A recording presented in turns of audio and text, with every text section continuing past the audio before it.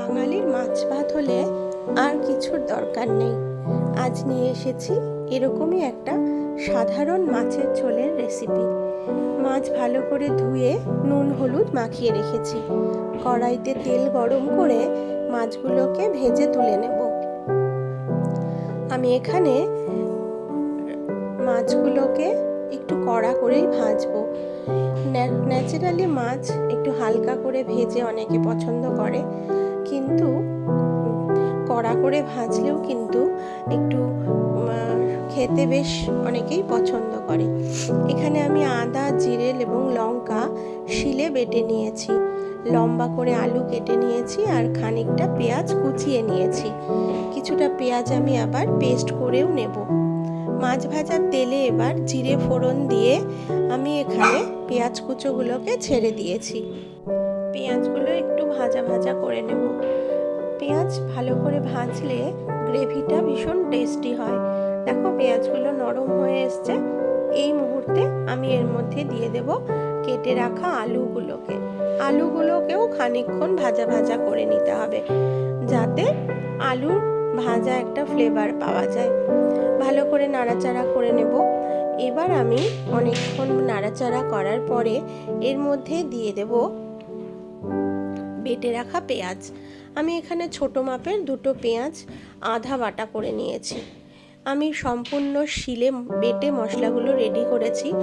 আমি দেখেছি মিক্সির মশলা এবং শিলে বাটা মশলার মধ্যে টেস্টের পার্থক্য হয়। এবার আমি দিয়ে দিলাম আদা, জিরে, লঙ্কা বাটাটা। আমি এর মধ্যে একটু গরম মশলাও বেটে নিয়েছিলাম। এবার দিয়ে দিচ্ছি হলুদ আর সামান্য পরিমাণ নুনটা আমি পরে আবার মেশাবো। এখানে আমি অল্প করেই দিলাম, মশলা এবং আলুর মধ্যে যাতে নুনটা ভালোভাবে যায় সেই কারণে।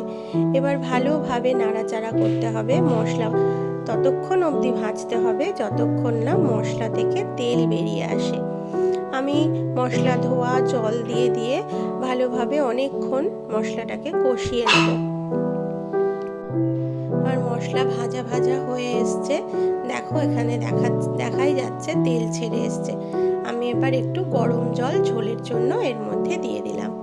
ব্যাস, আমার যেহেতু আলুটাও ভাজা হয়ে এসছে আর নরম হয়ে গেছে, অনেকটাই সেদ্ধ হয়ে গেছে, আর জলটা যেহেতু ফোটানো গরম জল দিলাম সেই কারণে কিন্তু আমার বেশিক্ষণ সময় লাগবে না। এবার আমি ভাজা মাছগুলো এক এক করে এর মধ্যে দিয়ে দেব। কিছুক্ষণ ফুটে উঠলেই তার মধ্যে আমি বাকি আন্দাজ মতন নুনটা দিয়ে দেব, যাতে আমার মাছের ঝোলের নুন স্বাদ মতন ঠিক থাকে। এবার দেখো ঝোল ফুটে শুকিয়েও এসছে। নামানোর আগে আমি কুচনো ধনেপাতা দিয়ে সুন্দর ফ্লেভারের জন্য দিয়ে দিলাম। এবার গরম গরম ভাতের সাথে পরিবেশন করো। হয়ে গেল সাধারণ একটা মাছের ঝোল।